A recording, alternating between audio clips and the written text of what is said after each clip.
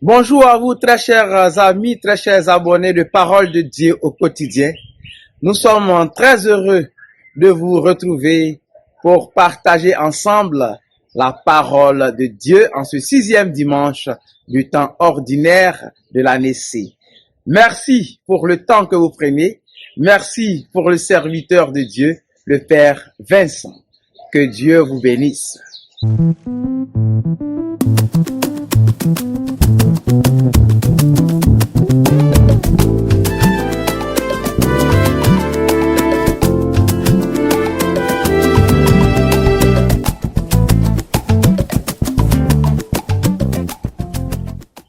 Mes frères et mes sœurs, aujourd'hui, les textes que nous avons entendus pour la première lecture tirée du livre du prophète Jérémie, le prophète nous instruit sur la valeur du bonheur de celui qui s'appuie sur le Seigneur.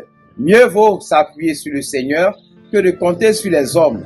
La deuxième lecture que nous avons entendue tirée de la première lettre de Saint Paul, apôtre aux Corinthiens, Saint Paul nous montre la valeur de notre foi qui s'appuie sur la résurrection du Christ. Et dans l'Évangile, le Seigneur nous instruit sur le vrai bonheur à travers les béatitudes. La question que nous nous posons encore une fois est de savoir, que veut nous dire le Seigneur?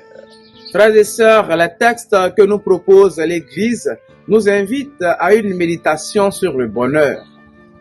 Nous concevons le bonheur comme l'état de vie où l'on estime être parvenu à la satisfaction de nos aspirations. Aujourd'hui, le Seigneur nous enseigne que le bonheur va plus loin que ça et commence avec celui qui met sa confiance dans le Seigneur, sinon celui qui met sa foi en Dieu. C'est ce que nous avons vu dans la première lecture avec le prophète Jérémie.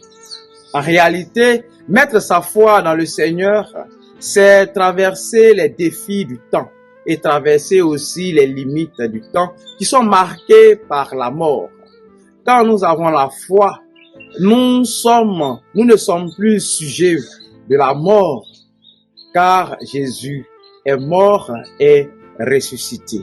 Dès lors, la foi devient un bonheur précieux pour chacun de nous, car ce bonheur-là transcende le temps.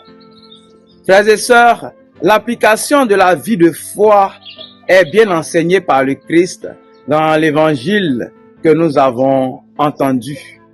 Le Christ, Jésus, utilise les réalités terrestres pour nous montrer les grandes réalités divines à travers les béatitudes. Frères et sœurs, l'attitude fondamentale de l'homme qui s'en remet à Dieu n'est pas un vague sentiment. C'est une exigence parfois douloureuse, mais de cet abandon jaillit la paix et donc jaillit la joie et le bonheur. Les béatitudes ont pour objectif de faire vivre l'idéal du christianisme. Et cet idéal ne peut tenir qu'avec la compagnie du Christ souffrant, mort et ressuscité, qui nous enseigne la bonté, la compassion, l'indulgence et le détachement. Heureux, vous qui avez faim maintenant, car vous serez rassasiés.